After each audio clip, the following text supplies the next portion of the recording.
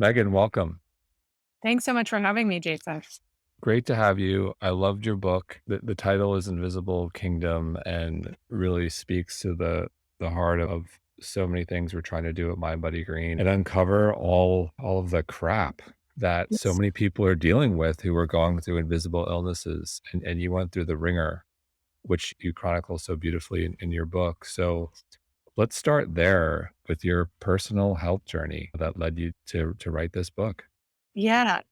As I say at the beginning of the book, I got sick the way Hemingway says you go broke, right? Which is gradually and then suddenly. So, one of the things I try to capture is that I don't exactly know when my illness began. But what I can say is that in the fall of 1997, after I had graduated from college, I remember this morning of getting ready for work in my little East Village apartment.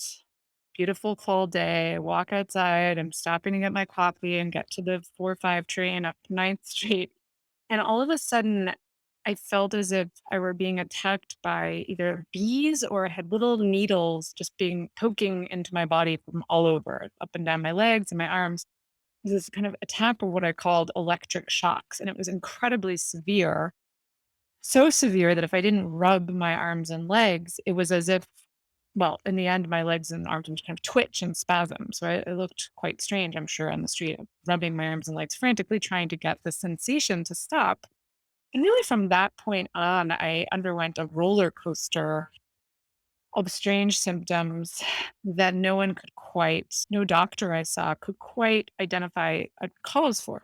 So those symptoms included strange bouts of fatigue, like drenching night sweats. And, I was 21 years old. So night sweats are not so common in 21-year-olds. Hives every day for a year that would wake me up in the middle of the night, be all over my body for an hour or two. Strange headaches, vertigo, which I'd never had. I'd been a gymnast and I had that sense of air space that we talked about last summer in the Olympics. And all of a sudden, I really couldn't walk up and down stairs that didn't have backs. So just a whole array of strange symptoms, but periods of intense fatigue and brain fog and other neurological problems.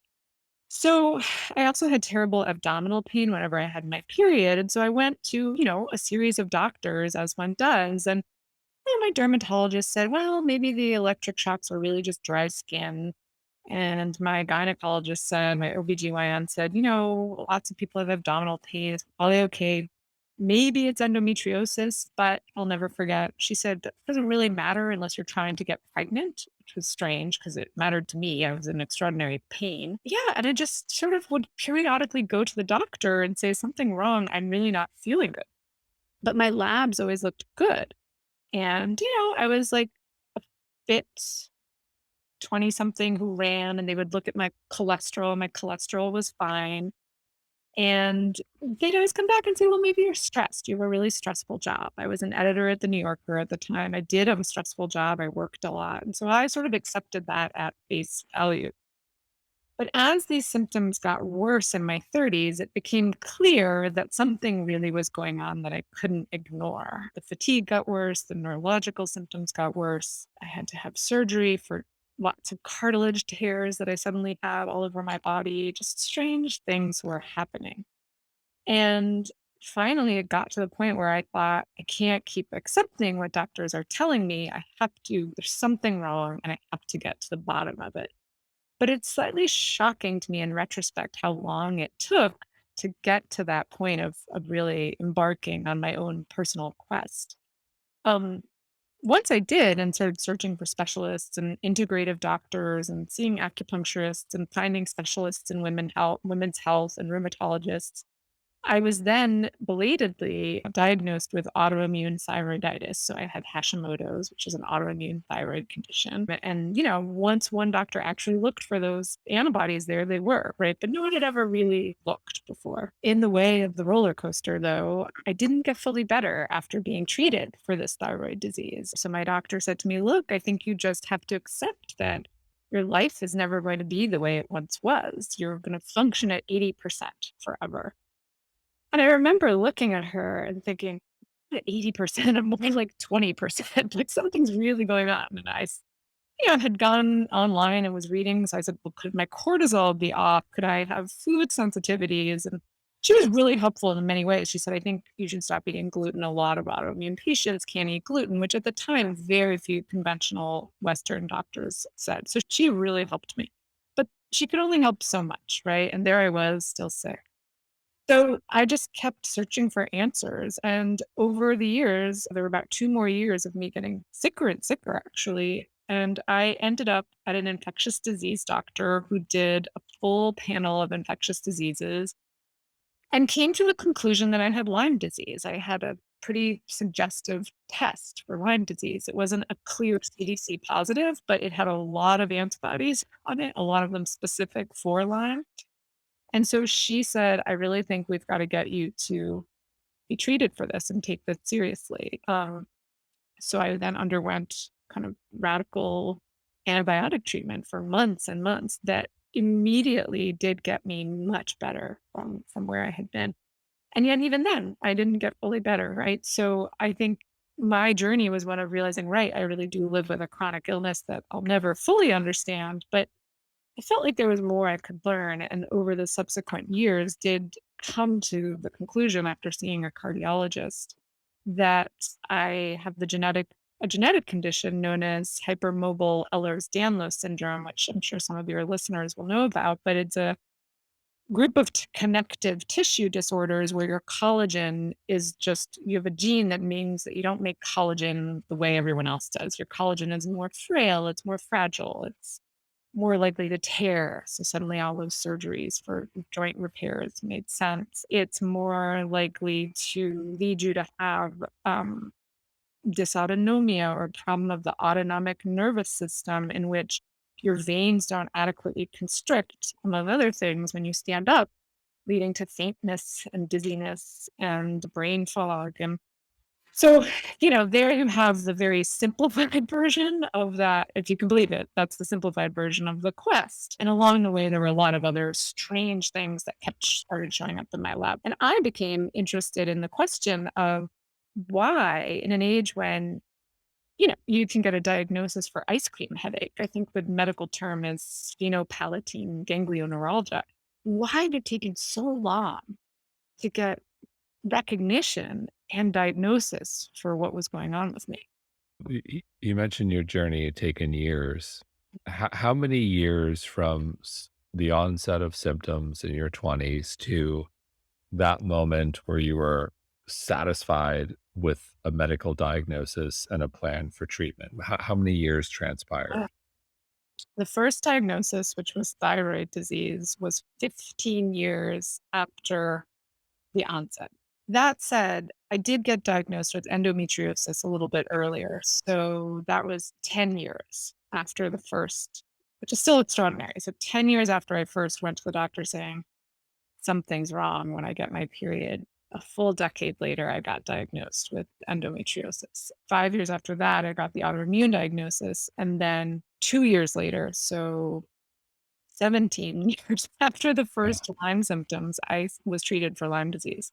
And if you can believe this, Jason, it was just this past spring that I got the Ehlers-Danlos diagnosis. And it was partly because I had been reporting on dysautonomia and I talked to a doctor. She described her patients and I thought, that's me. Yeah. So it's sort of a good 20-year period of looking for answers. Wow. You talked about the brain freeze due to ice cream. And it's very interesting that Western medicine has figured out what that diagnosis is. So since so many of us suffer from debilitating headaches from eating really cold, delicious ice cream, it is a huge priority. Yeah. And in the book, you talk about Western medicine and you summarize that Western typically conceives of disease in three categories. So, one, disease with single and identifiable cause, maybe the ice cream brain freeze. Mhm. Two, disease all in your head. Think crazy hypochondriac, channeling Woody Allen. I love that line. Three, considered to be biologically real but exacerbated by stress. And then fourth, mental illness. And so, look, Western saves lives. There's a lot of medication that helped you. But if that framework represents the old paradigm, which I hope it does, what should be the new paradigm? It's such a great question. I think the new paradigm should be where the best of integrative medicine is headed, right? Which is to say, using the tools of Western medicine to identify, the presence of infections, the presence of recognizable diseases, but bringing to the table an understanding that every person's body and biography is different and influences their biology, right? And this is the notion that a lot of pre-modern medicine was founded on, and it had a lot of wisdom in it. And if you think about, okay, you could bring science to that notion today, how much it would offer patients, I think we'd be in a much better place. So one thing that's kind of astonishing is how indifferent Western medicine is to helping patients with chronic illness figure out how to get through the day in a better way, right? We don't all expect to be cured. Cures would be great, but I know I'm not going to be cured. I want to live as much of my life as well as I can. And that means thinking about things like sleep, like nutrition, like stress, and my own personal triggers, whatever they might be. And this is what medicine should offer, right? Medicine is in the business of supporting patients, but too often medicine is actually crisis care, right? It's kind of intervention in an acute circumstance when the problem already exists. And where it should be headed is a more complex, multi layered, multifaceted relationship between doctor and patient that allows for the detective work of finding triggers, making behavioral modification, and finding support for the individual body, right? And it's hard for medicine to do that because medicine is based on studies that find replicability. Whereas part of where we need to go is a more personalized medicine that supports the whole patient. So, specific to what you struggle with, Lyme disease, which terrifies me. Lyme I find to be terrifying, and I am so paranoid about it. So I hear stories like yours quite frequently. Yeah. And it seems to me, and I think you'd agree that the medical establishment really isn't taking Lyme as seriously as they should. So, like, speaking to Lyme specifically, what can we do better there? Oh, Lyme. We could talk about this for days. So I started reporting on Lyme disease after I was diagnosed with it because I really wanted to talk to some of the foremost experts in the country and understand what was going on. So Lyme is, as one of those experts put it to me, John Aucott, he's the director of the Johns Hopkins Lyme Disease Research Center. It's one of the biggest controversies medicine has seen, he said. So, one of the terrifying things about Lyme is not just that it can be a debilitating chronic disease in some subset of patients who get it and who just never get better. But that on top of it, when you're one of those patients, your very existence is discredited and invalidated by the entire medical system that's supposedly there to help support you. So I felt like I had woken up into a nightmare when I got the Lyme diagnosis because I thought, not only do I have this complicated condition, which in my case had gone undiagnosed for so long that I had what's known as late stage Lyme, which trust me, you don't want to have. But I couldn't talk to most doctors about it because they would immediately kind of roll their eyes and say chronic Lyme disease isn't real. Never mind that I didn't at that point have chronic Lyme disease. I had undiagnosed, right, late stage Lyme disease that I was about to be treated for. So yeah, so basically there's this standoff between researchers currently where what we for years the Infectious Diseases Society of America insisted that there were no ongoing symptoms from Lyme disease. What we now incontrovertibly know is that a subset of patients do get a tick-borne disease like Lyme, they do get Lyme, and then they don't get better. That range might be anywhere from 10 to 30%. That's a huge number of people. The question is why? And there's still a lot of arguing about that, just the way there is now a lot of arguing about long COVID. But some doctors think that it's just immune dysregulation, which is itself very powerful and can make you really sick and is happening clearly in some patients. And some doctors and researchers think that the bacteria itself persists. But the establishment has been so mired in this argument, they haven't been doing enough research into treatment, right? There's just a lot of research into vaccines and not enough research into helping the millions of patients who are living with Lyme disease. And Jason, this is a really astonishing thing that I hadn't realized until I reported on Lyme disease. But some people who are getting tick-borne diseases are also getting what's called a co-infection, which you may have heard of, but it's basically two infections or even three infections get transmitted to you at once by the tick. There's things called Babesia or Bartonella. And, you know, ecological research suggests that more and more ticks are, conveying more and more diseases, not just Lyme disease. There's, I think the last time I checked, there were no studies, federal studies into people who had more than one tick-borne illness and how to treat them because it was considered too confusing, right? Too muddied to study. So, how are we ever going to help people with tick-borne disease if we won't even look at the true complexity of the disease, right? So, there's all of these ironies and complexities. But the main thing is medicine, I think the sort of average GP who's not following this really needs to get informed and kind of up to date on the latest studies, which clearly show the possibility of persistence in humans after treatment with antibiotics. Yeah. So you mentioned long COVID. That one seems pretty scary as well. As Yeah. you think about a invisible illness and getting that look from a medical professional like crazy or we can't help you. How concerned should we be about long COVID? Yeah. I'm very concerned about long COVID. In fact, when the pandemic first hit, that was, you know, part of what kept me up at night was not just the horrific acute wave of illness we were seeing, but what I could tell was going to be a coming second wave of ongoing problems for some patients. The good news is that the vaccine does seem to be protective against long COVID, not completely protective. There are definitely people who are vaccinated who get COVID breakthrough infections and then develop long COVID symptoms. So I want to be really careful about that. We need to. Part of what's scary is that even when you're fully protected, you can still end up with long COVID. But preliminary research suggests that your risk goes down a little bit. So the first step is, I think, getting vaccinated if you can. Not everyone can get vaccinated, but it's pretty terrifying because basically we still don't really understand it. There seem to be multiple pathways to having long COVID.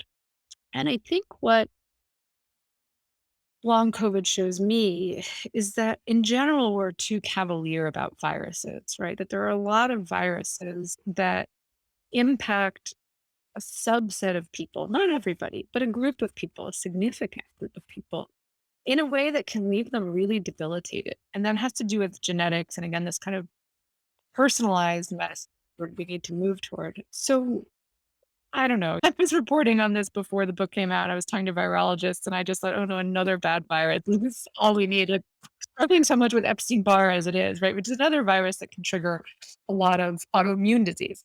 So, I think we're going to be looking at just an epic rise in autoimmune disease and other conditions that are under the umbrella of long COVID. One thing we do know about SARS-CoV-2, sorry, I'm kind of bouncing around, but one thing we do know about it is that it helps trigger quite a lot of autoimmune activity, among the other things like micro blood clotting and impaired, kind of breathing and damage to the vagus nerve. Like it's just a whole host of bad things. Like every time the research comes in, it's just not what you want to hear. Well, it seems like the medical research community has some work to do on long COVID, which I am reading. I think more people are taking it seriously. Without question, there's a need for Lyme.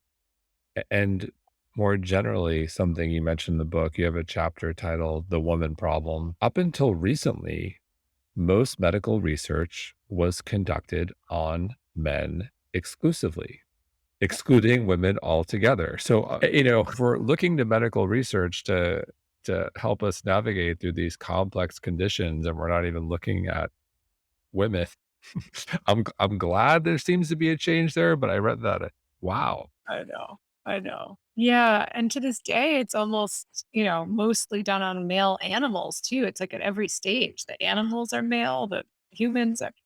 Yeah. I mean, that was one of the things that surprised me the most was that they just would approve drugs for the market without checking, do these drugs act differently in women? And a famous example is Ambien, which I think women metabolize half as quickly as men. I might be getting the facts wrong there, but basically they had to pull the approved dosage off the market and have it because women were taking Ambien and then getting into car accidents the next day because the drug was so powerful for them in a way that medicine had just not accounted for. And those are the moments when patients kind of rightly push back and say we need medical science to do better.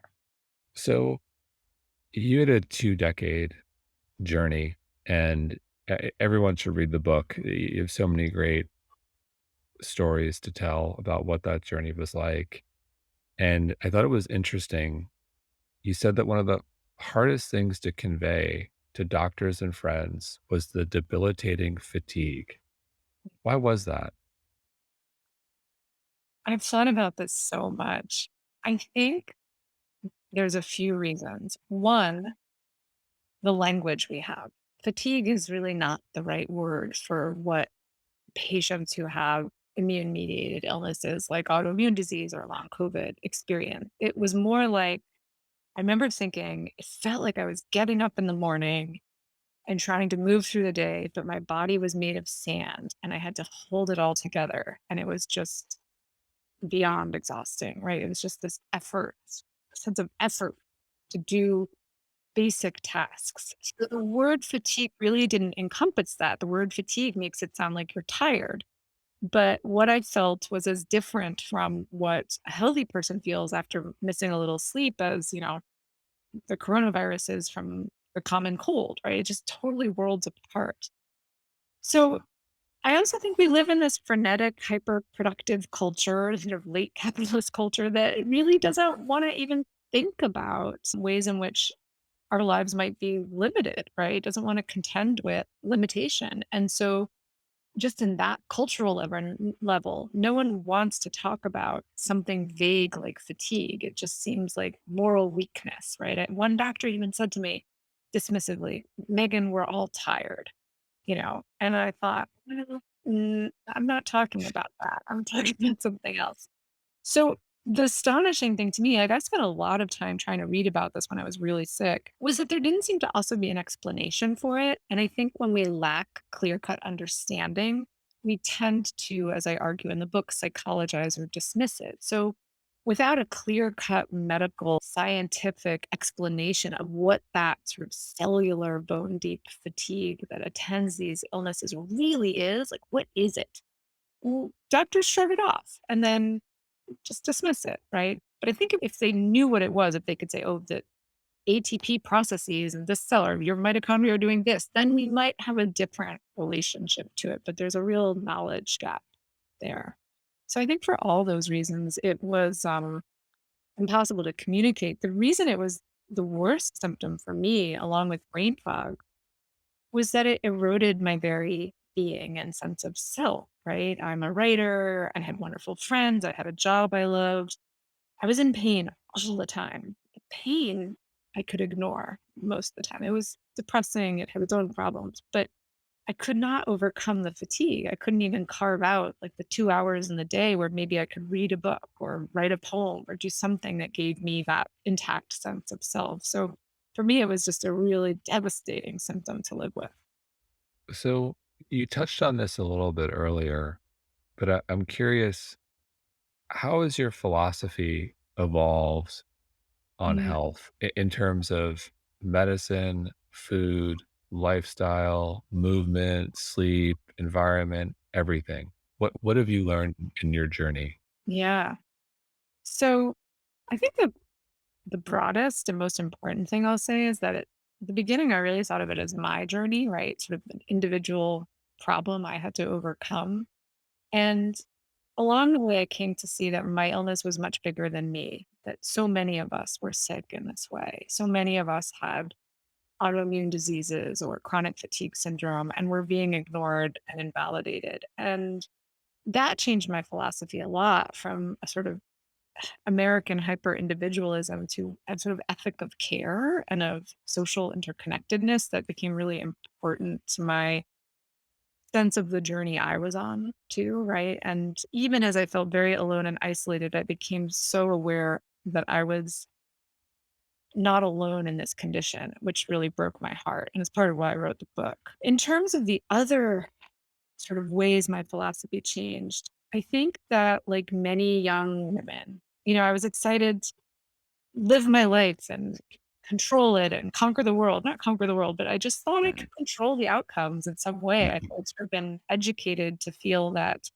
if I just tried really hard and I did the right mhm. things and you know, I would get what I want. And I came to really see that uncertainty is a key element of our lives, right? Part of the most human element of our deepest connection actually is our mortal uncertainty among one another, right? With one another. So learning to let go and to stop trying so hard all the time was a really big piece that probably struggled with the most, right? Was like how to try to go to bed before 10 p.m. How to not push myself quite so hard. There were a lot of more practical philosophical changes. I came to really think of my body not as a car that needed upkeep, like this part, the carburetor is broken, you go to the carburetor doctor. And I started to really see that I had a very naive view of my body as a series of parts, and that in fact it was a whole, and that joy was medicine, right? That, like, avoiding stress was medicine, that all of these things were really important, and I didn't have to kind of punish myself in order to do well. So, I began eating really differently. I had a kind of disordered idea of eating that was,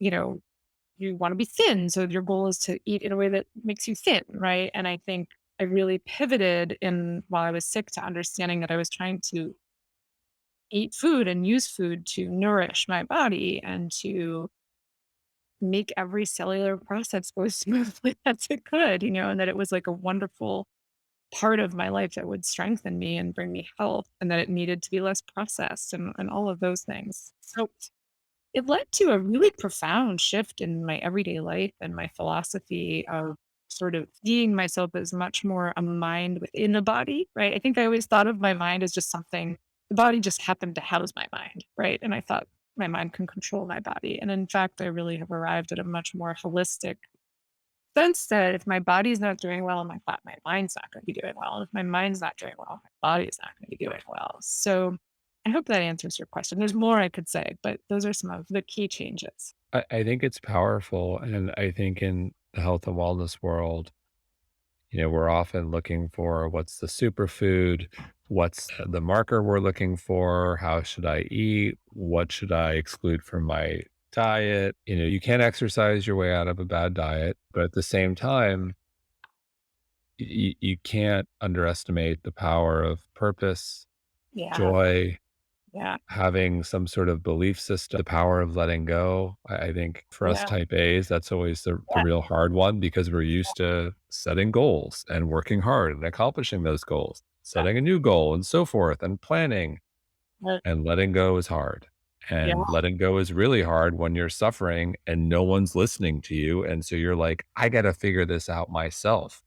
I need to play Dr. Google. I need to become the conductor of my own healthcare orchestra and figure this out and ask questions and be on top of everything because no one's got my back. And that's hard to do while simultaneously trying to let go because you don't trust anyone. Totally. Yeah. And, something people ask me about a lot. I talk to a lot of people who are in the kind of early part of their chronic illness journey, and something they'll often say is, how did you keep going? And it's true that I persevered a lot.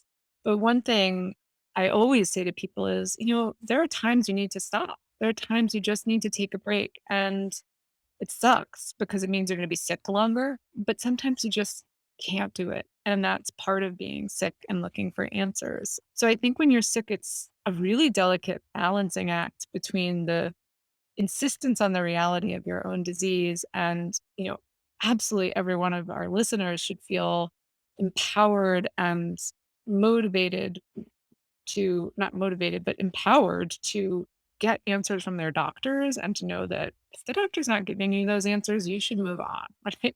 I didn't know that. I took me so long to realize that. But also to know it's okay sometimes to let go and just let go of the fear if you can and just wait till the moment when you have the energy to keep looking for answers. It's really a struggle.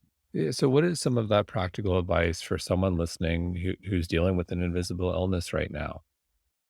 Yeah.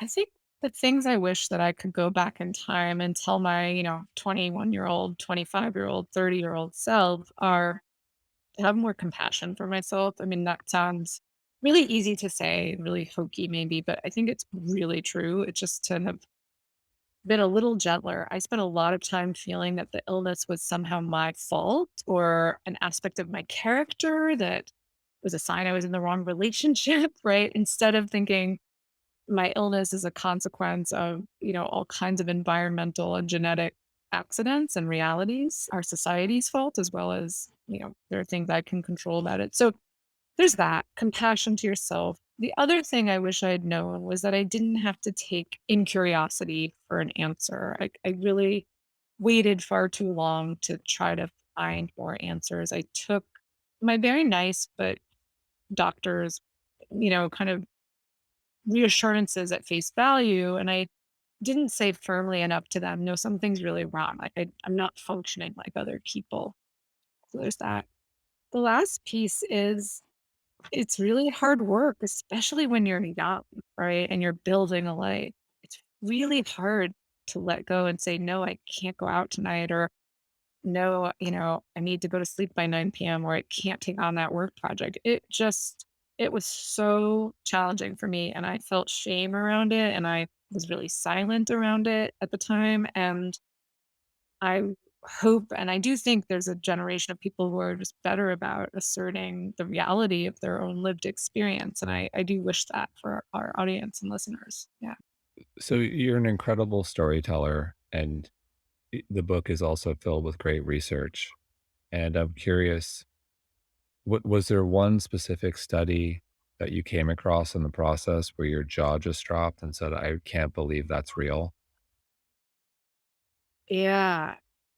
I don't think there was one, but I would say what we were talking about before, the fact that research is done so almost exclusively on male animals, right? And on men, that was pretty astonishing to me. The other thing that was shocking to me that's now more vividly dramatized around us was that it was really clear when you talk to researchers that they understood that viruses and bacterial infections can cause ongoing problems in a lot of people. And yet this wasn't in the common parlance. This wasn't something doctors were talking to me about beyond, limited post-viral fatigue. And yet it was really accepted in the medical community of kind of avant-garde researchers, the researchers at the avant-garde of this. So I thought this is something people need to know. Related to the first point about women, I interviewed about 100 patients for the book. And what truly did shock me was how many of them had been told their health problems were all in their head, were anxiety, or were the consequence of depression. They need to go see a psychiatrist, which I'm all for, right? Mental illness is really important, and chronic illness, we need to support it. But this kind of directive that doctors were giving to these patients was also a way of foreclosing their own continuing exploration of what might be going on with this patient. All of those patients except one, within 2 to 3 years, were diagnosed with really debilitating, complicated diseases that had been present and just been ignored. And I just found it astonishing, and as one more than one patient said to me, but one said really vividly, this happened to her when she was a little girl. She got Epstein-Barr and never recovered, and her parents were told to treat her with, the quote was, "tender, loving neglect" from the doctor, and she said this just upended her life because she lost faith in her own subjectivity, right? This is the really damaging part of the invisible aspect of these illnesses, is that it's the patient's, it's the person's worldview that suffers and warps, not the doctor's, right? We're the ones who take that message on and internalize it instead of saying, I think you need to be more informed, right? And so that just, it was astonishing to just hear that story over and over and over again. It's heartbreaking, and if you think of the mental health epidemic that we're experiencing now, and then you throw in a visible illness, if you think about it, if you wanna put someone over the edge, there's nothing not nothing it's pretty traumatizing for someone to go to a doctor and another doctor, and they all look at you like you're crazy, say there's nothing wrong with you, it's in your head. And if you're already teetering and Yeah. struggling with your mental health, that's going to put you over the edge. Yeah. And it's really scary given what's going on in the world right now.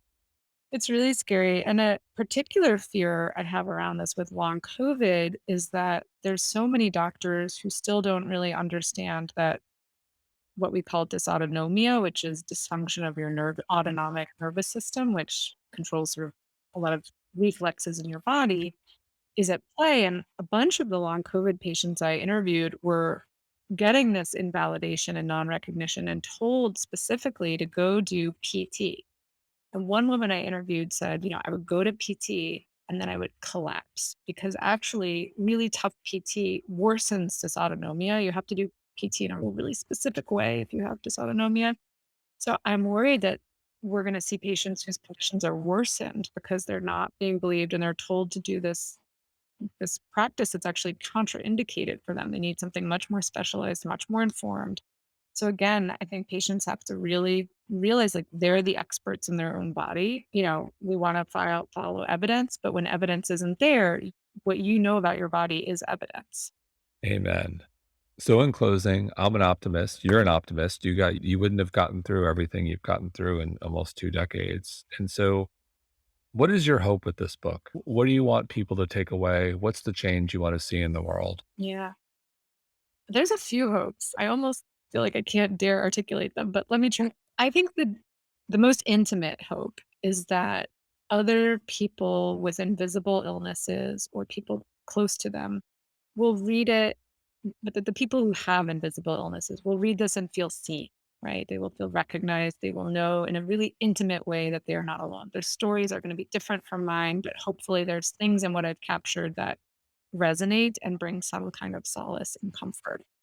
Further, that they could give it to their loved ones and say, "This is what I'm going through," right? Because I could never articulate to my brothers or my father what it was until I handed them the book, right? So I hope that on a broader level, I really do wanna change the national conversation we're having around chronic illness and invisible illnesses, and I'd like this invisible kingdom to become visible. I'd really like to see healthcare reform that offers much more coordination of care for chronic illness patients and autoimmune patients and more.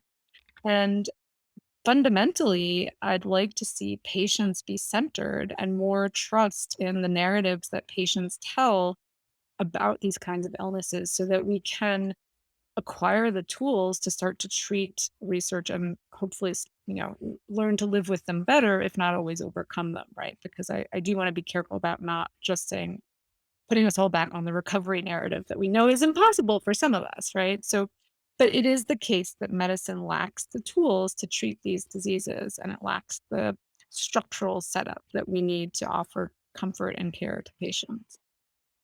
Megan, thank you so much. Oh, thank you so much, Jason. This has been just a real pleasure to talk about grim things, but a pleasure to be in dialogue.